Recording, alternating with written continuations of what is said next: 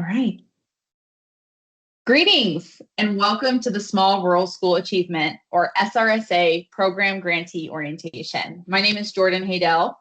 I am a program officer on the Rural Education Achievement Program, or REAP team, here at the U.S. Department of Education. On behalf of our team of program officers, we are so glad you're making the time to view this recording. We hope it helps you get started with implementing your local education agency's SRSA grant. We have structured the recording to provide an orientation to the program, essentially to highlight the main things that an administrator should know about the program in order to make decisions about a school district's SRSA grant. I would like to make sure you're aware that if you are following along with the PDF version of the presentation, you can find additional resource links in the presenter's notes. Any slide with an orange word bubble in the upper left-hand corner has a corresponding note to check out for additional resources, such as hyperlinks. Next slide, please. Before turning to the agenda for today's presentation, our team would like to congratulate you for successfully applying for and receiving an SRSA grant. For some, this may be your first experience with the SRSA grant. Others may have experience in implementing the program. We know that many of our rural school leaders take on multiple roles in their districts, and so we hope this presentation will be an efficient way for you to get the information that you need. There's one point of clarification regarding REAP that I'd like to start off by highlighting. REAP is comprised of two different programs: the Small Rural School Achievement, or SRSA program, which is the topic of this recording, and the Rural Low Income School Program, or RLIS. Both SRSA and RLIS are designed to help rural districts that may lack the personnel and resources to compete effectively for federal competitive grants, and that often receive grant allocations in amounts that are too small to be effective in meeting their intended purposes. A distinction is that SRSA grant awards are made directly from the U.S. Department of Education to school districts, which we refer to as local education agencies, or LEAs. Our team also makes RLIS awards to state educational agencies, or SEAs, which then make RLIS awards to eligible LEAs in their states. In the past, your LEA may have participated in the SRSA program by receiving a grant from us, or in RLIS by working with your SEA and receiving funds from your SEA. Today's presentation is not going to go over any details related to the RLIS program, nor are we going to delve deeply into the SRSA application from earlier this year.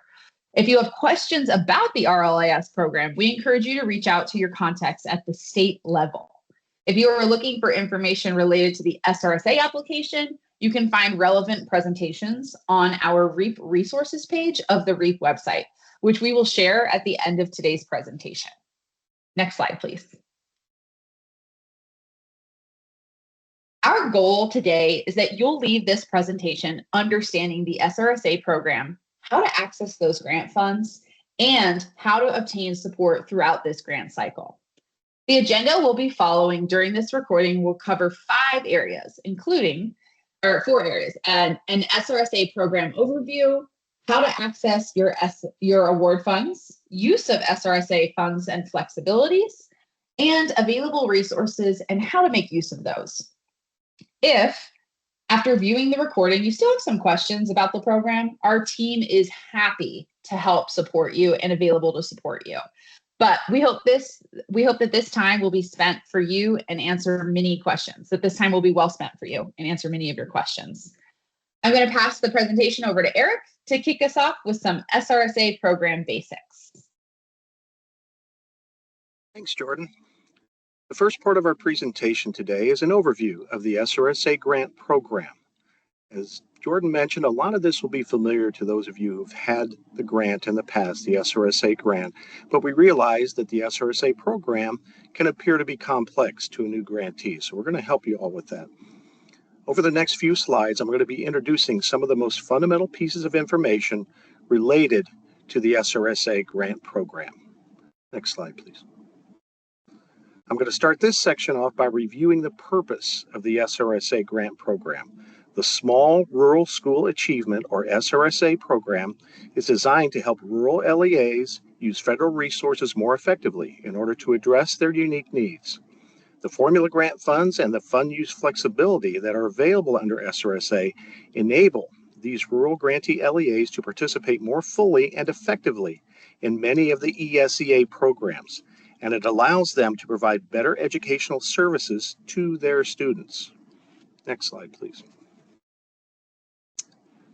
On this slide, we're going to review the eligibility requirements in order to receive a Small Rural School Achievement, or SRSA grant.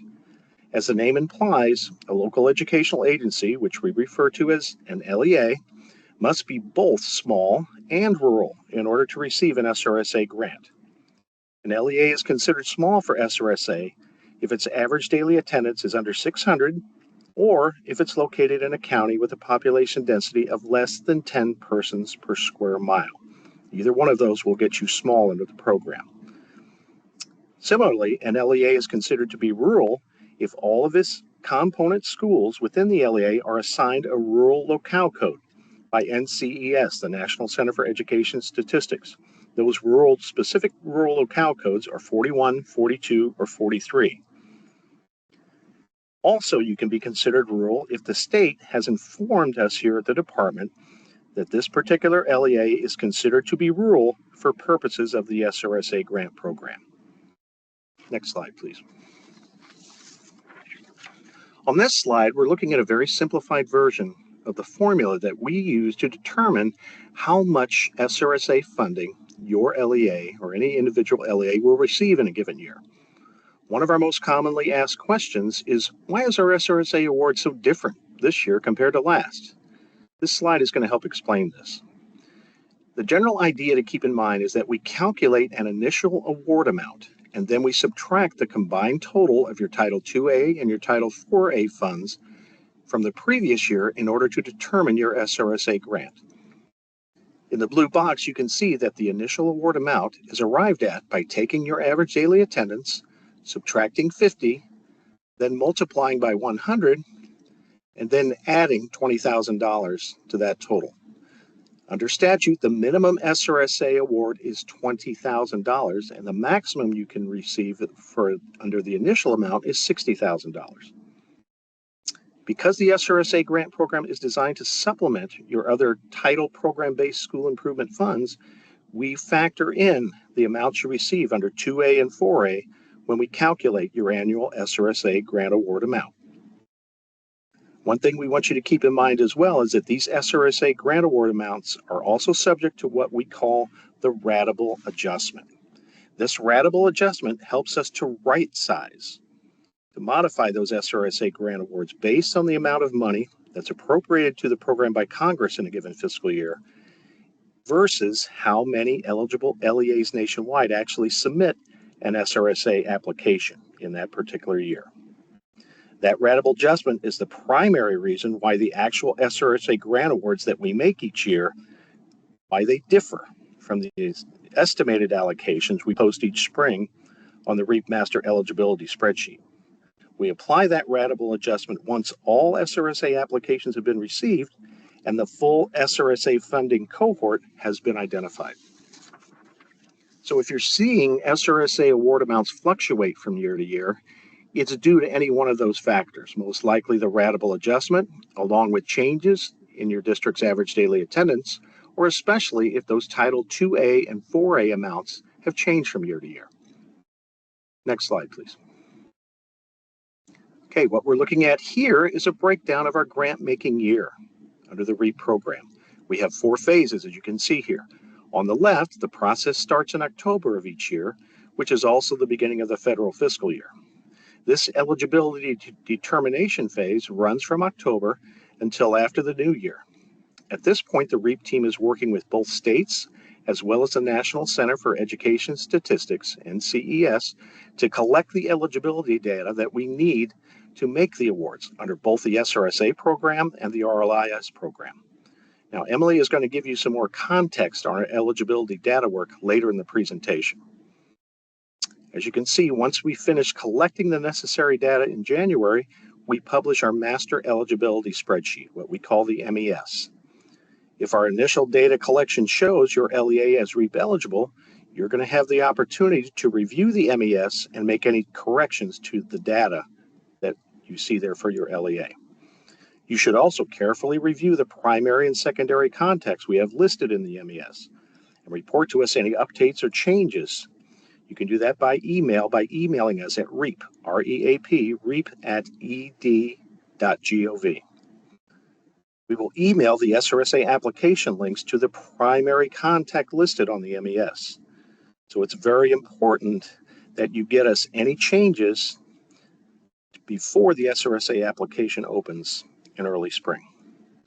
Also in January, we want to make you notice that we want you to be checking the performance periods for the SRSA grant awards that you have received in prior years that are still active. Every January 30th is a liquidation deadline for that SRSA grants that we've awarded in prior years. We're going to talk about this in more detail in a minute. We've also included on this slide a reminder about the need to ensure that your UEI remains active in SAM.gov. Your UEI registration must be renewed annually, so please take note of your UEI expiration date so that you can avoid any delays in your ability to draw down your grant funds in G5. We're going to go over how to update your UEI later on in this presentation. So as you see here, the SRSA application period follows the eligibility determination process. That typically begins in February. This is where the contact information that we have on file for each of you is critical because, as I mentioned earlier, that personalized SRSA application invite is going to be emailed to the primary contact we have listed on the MES. As you can see, as we move forward, the REAP team will use this information provided in the application to finalize both the SRSA and the RLIS funding cohorts. We do that in May and June, as you see here. Finally, we start making grant awards on July 1, and that extends into August and perhaps into September as well. We're hoping this information is helpful, and we want you to think about this timeline along with the performance period information to ensure that you're able to access your SRSA grant funds in a timely manner. Next slide, please. As promised, this is a slide that features a chart that lays out the SRSA grant performance period for 3 years worth of grants, the most recent 3 years that we've made awards. Although an LEA's eligibility can change from year to year, many LEAs receive an SRSA grant every year. And it's essential to understand that each SRSA grant has a specific performance period during which grantees must obligate and liquidate the funds that we've awarded them. This reference to fiscal year is also important. When we use the term fiscal year, we're referring to the federal fiscal year. The federal fiscal year corresponds with the first school year in which the funds are available. So as you can see here, for example, for fiscal year 2025, those 2025 SRSA award funds are first available beginning in July or August of 2025.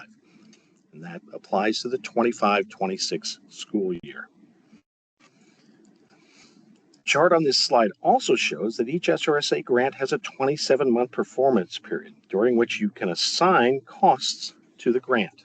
This is what we refer to as an obligation, a legally binding commitment to spend the funds.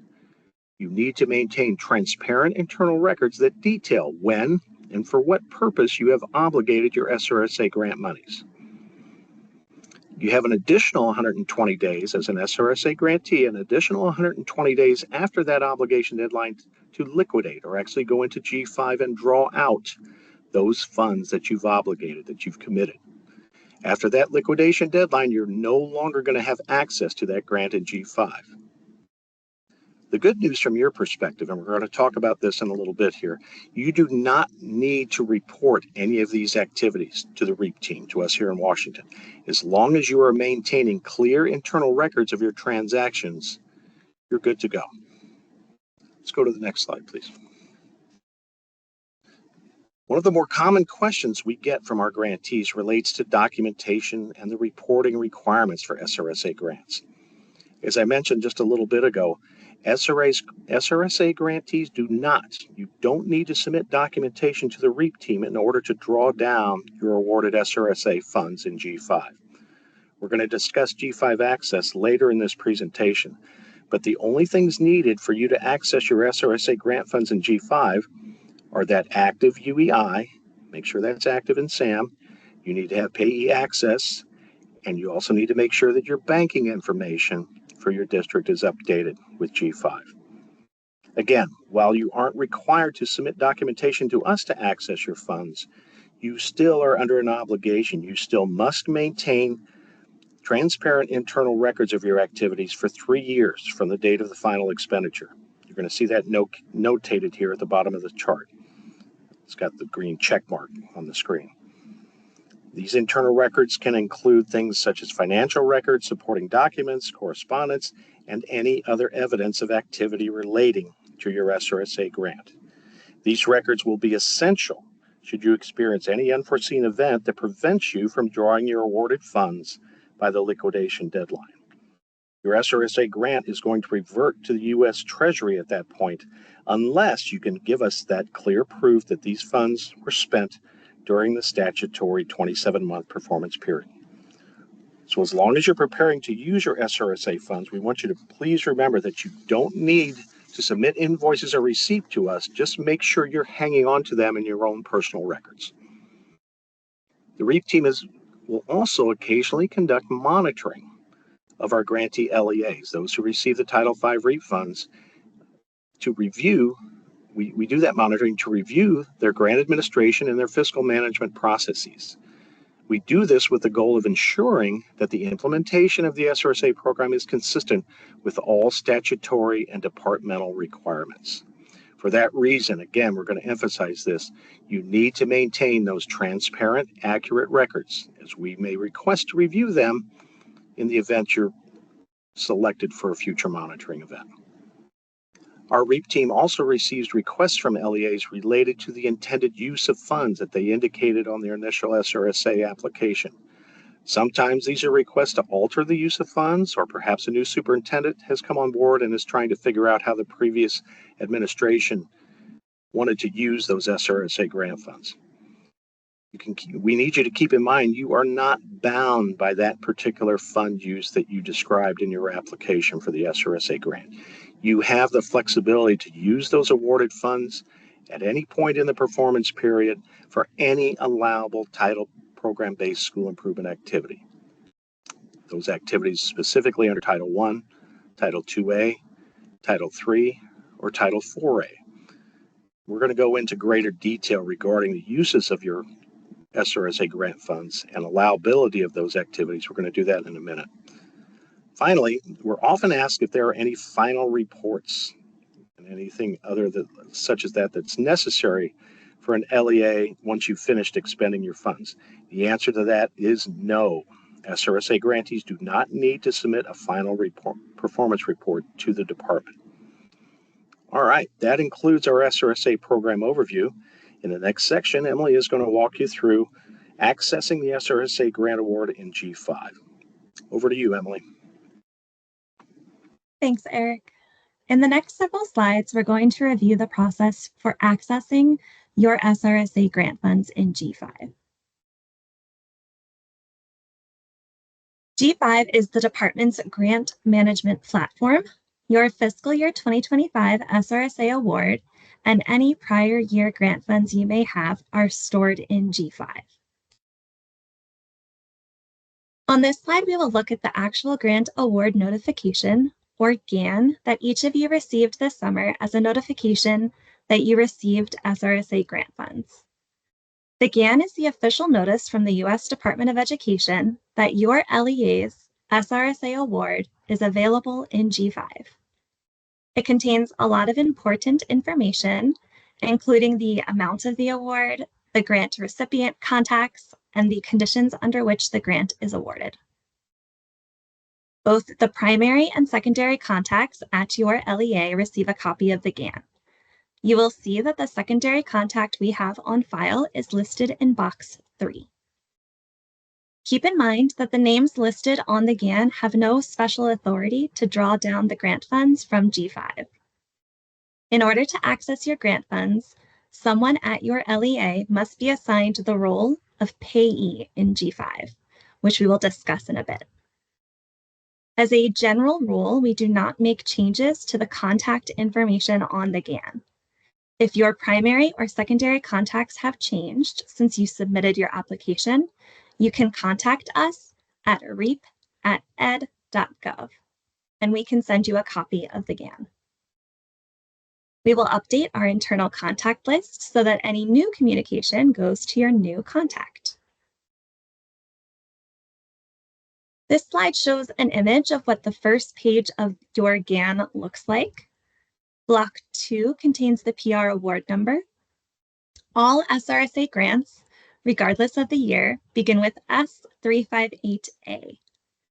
The 2 digits following this initial code relate to the federal fiscal year of the award. So a PR award number with S358A25 would indicate an FY2025 SRSA grant. Block 6 contains a 15-month award period. The terms and conditions of your SRSA grant are laid out in Block 10. There, you will find an explanation of the additional 12-month period of obligation that applies to our SRSA grantees. This means that in total, there is a 27-month performance period for your SRSA grant. Block 7 shows the award amount. Note that this number may differ from the estimate in the Master Eligibility Spreadsheet, or MES.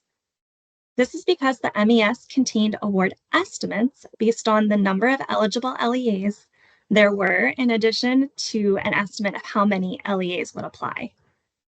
The amount listed in Block 7 of the GAN is your final amount.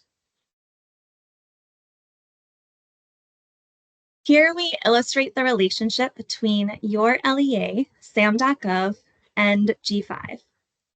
In order to access your SRSA funds, grantees need a G5 account and payee access. In other words, G5 is where you access and draw down SRSA funds. Your SRSA funds in G5 are associated with your UEI number from SAM.gov. Think of your actively registered UEI as completing the loop between your LEA and the funds you want to access in G5. Maintaining an active and registered UEI year-round ensures smooth and uninterrupted access to your grant funds. Since your UEI is the key to accessing your grant funds, we are going to provide some basic information regarding unique entity identifiers. A UEI is a 12-character alphanumeric ID assigned to an entity by SAM.gov. All entities doing business with the federal government must have a UEI. Your entity should only have one UEI.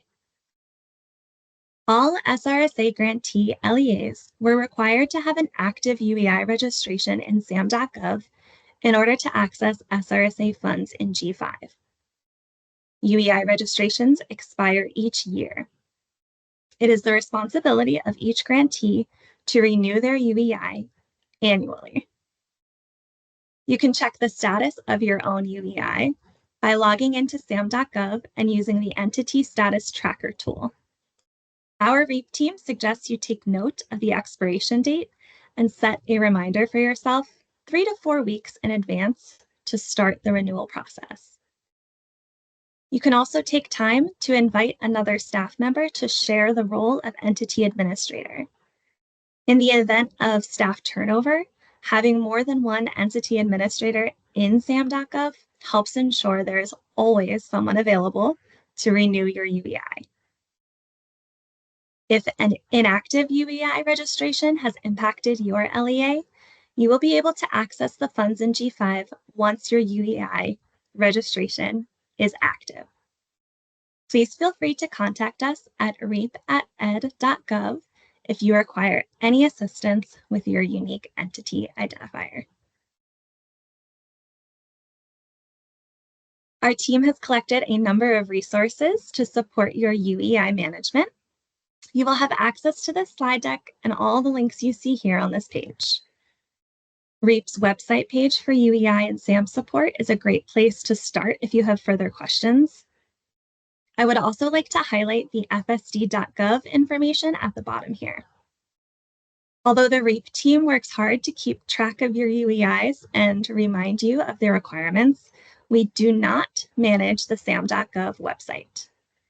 If you need technical support, please submit an incident ticket or utilize the live chat tool on fsd.gov.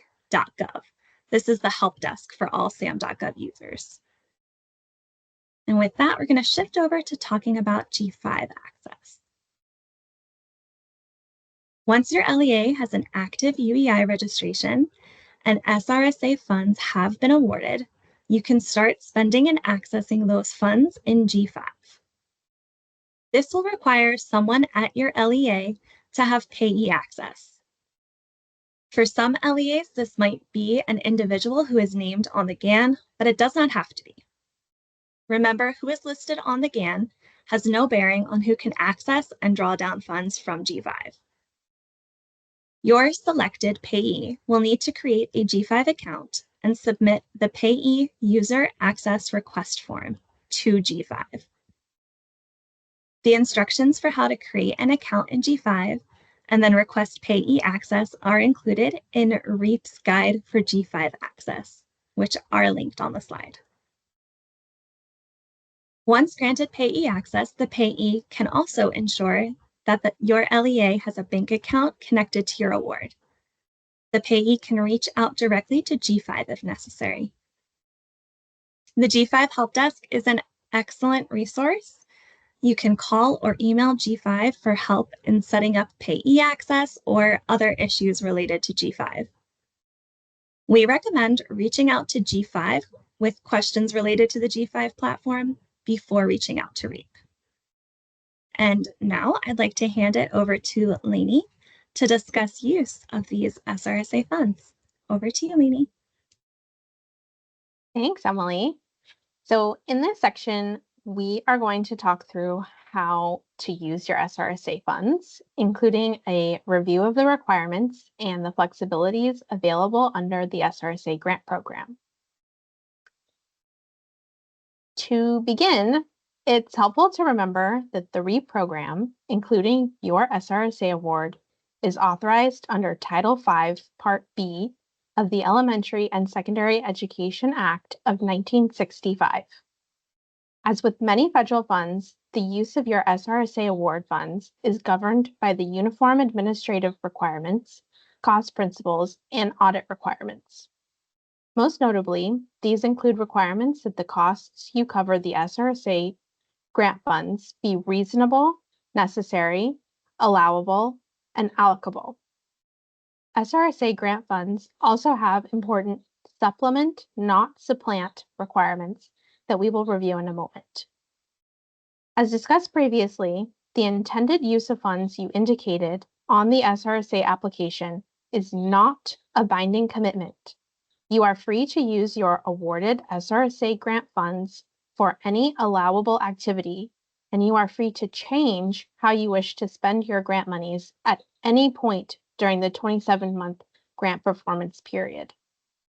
We know this flexibility is crucial in meeting your LEA's needs.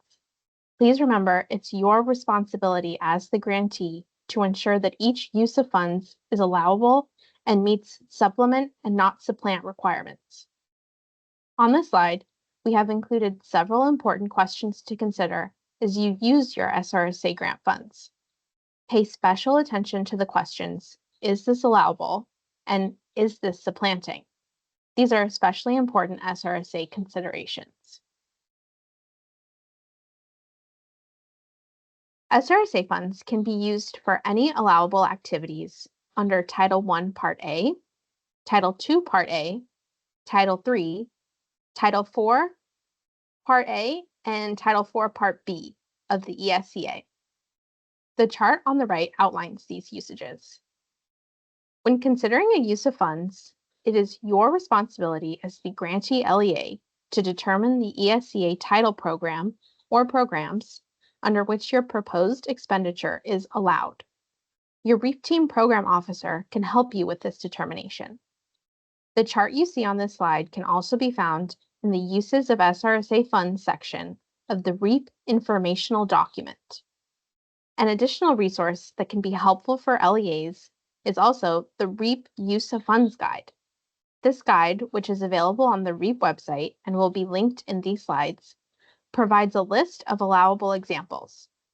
Please note that they are not the only examples and are not intended to be an exhaustive list of all the ways REAP funds may be spent. But we do hope that these examples provide you with a helpful starting point as you're considering how best to make use of your SRSA grant funds. The last point on this slide is a reminder that for reporting purposes, your REAP SRSA funds are always linked back to Title V, regardless of which of the allowable ESCA title program activities you support with your grant monies. For example, if you use your SRSA funds to support an activity allowable under Title III, the funds do not become Title III funds. They remain Title V funds. On this slide, we will detail the supplement-not-supplant requirement. Your awarded SRSA funds can only be used to supplement school improvement activities allowed under the ESEA school improvement title programs we've discussed. They cannot be used to supplant any local, state, or federal funding sources. So how do you tell if your proposed uses of SRSA funds is supplementing? In general, when considering if a proposed SRSA activity is supplemental, an LEA should determine whether it would have funded this activity with other federal, state, or local funds if no SRSA funds were available. If you determine that no other federal, state, or local funds are available to fund the proposed activity, then you're probably on solid ground in terms of supplementing, provided, of course, that this proposed use is an allowable use of SRSA funds. Because each LEA has their own unique set of funding sources, it is the responsibility of the LEA to determine if an activity is supplementing or supplanting within their context. The REAP informational document is the best resource available for help with information on this topic. There are 3 situations when it will be presumed that supplanting has occurred. First, if the activity is one that would ordinarily be covered with other federal, state, or local funds. For example, in most cases, standard textbook purchases would ordinarily be covered with state or local funds. Second, if the LEA previously funded the activity with other federal, state, or local funds. And third, if the activity is state mandated or required by federal law. For example, provision of certain services to English learners required by federal civil rights laws. If a proposed activity falls into one of these categories, it does not automatically mean that the activity is supplanting. Rather, in these situations, the grantee LEA would need to demonstrate that the proposed activity is supplemental. And now we're going to review the Alternative Fund Use Authority, also known as AFWA. In addition to the ability to spend SRSA funds for allowable activities under multiple title programs, LEAs eligible for the SRSA program are granted even wider uses of their federal funds under the Alternative Fund Use Authority. AFWA allows SRSA eligible LEAs greater flexibility in spending the funds they receive under Title II Part A and Title IV Part A.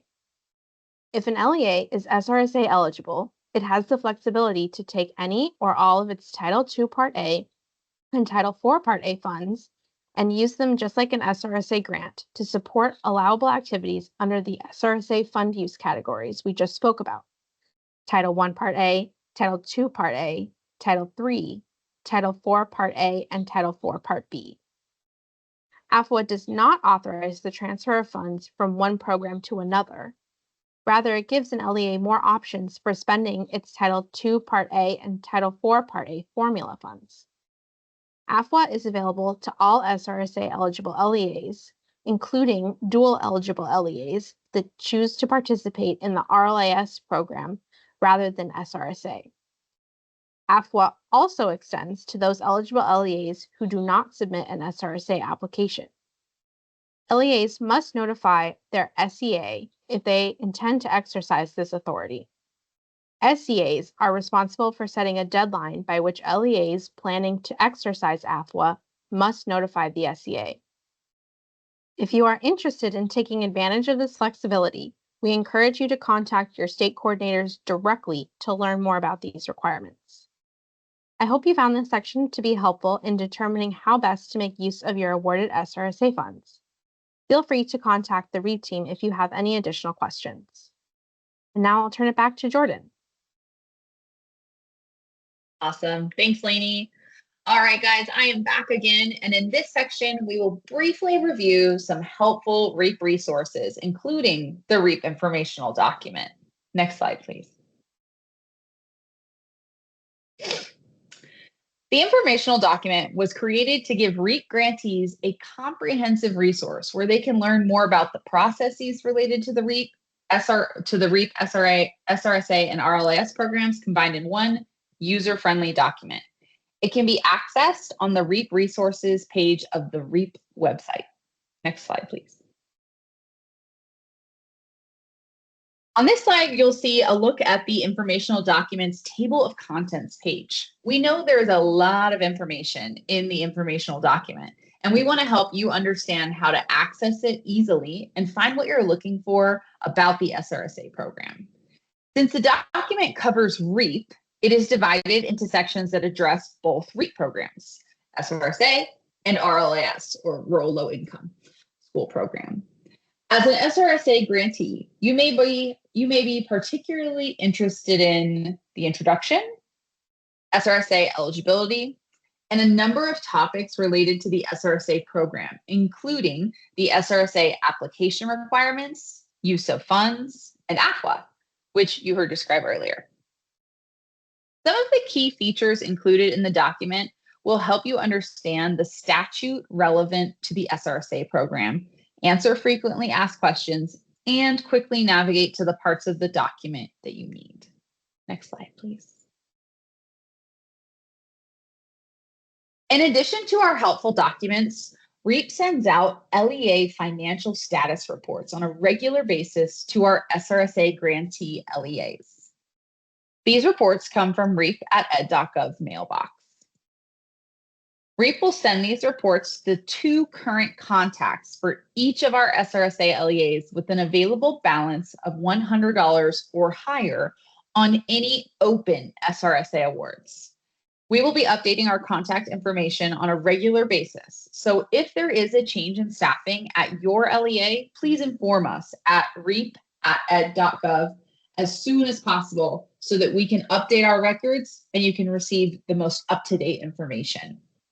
You'll see on this slide a mock-up of the tables included in the LEA financial status report email. For each available award with a remaining balance, we'll list the PR award number, the total award amount, the remaining balance, the date the report was generated, and the upcoming deadlines for obligation and liquidation. These reports also include a couple other things: how much time you have left to spend the remaining SRSA funds, information on how the funds can be used, steps you need to take to access the funds, how to update contact information for your school district, and a link to a PDF document, the G5 guide, for a step-by-step process of gaining payee access and drawing down those SRSA funds.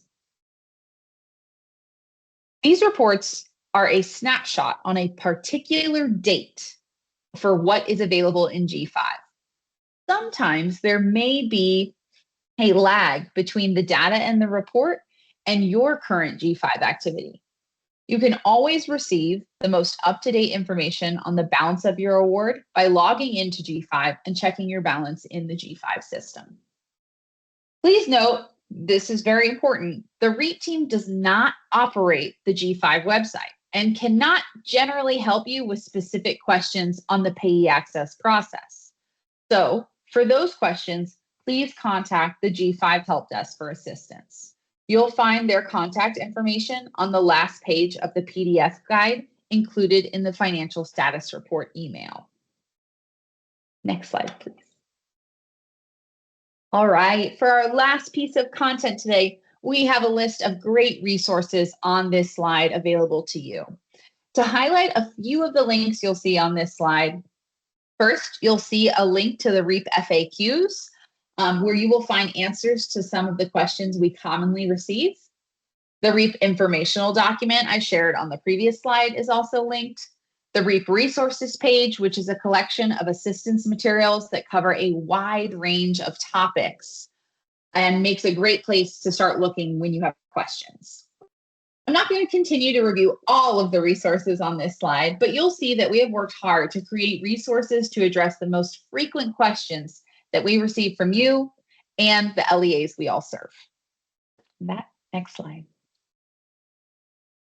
Thank you so much for watching today's webinar. We hope you found the information useful to you and have some new resources to consider as you spend your SRSA grant.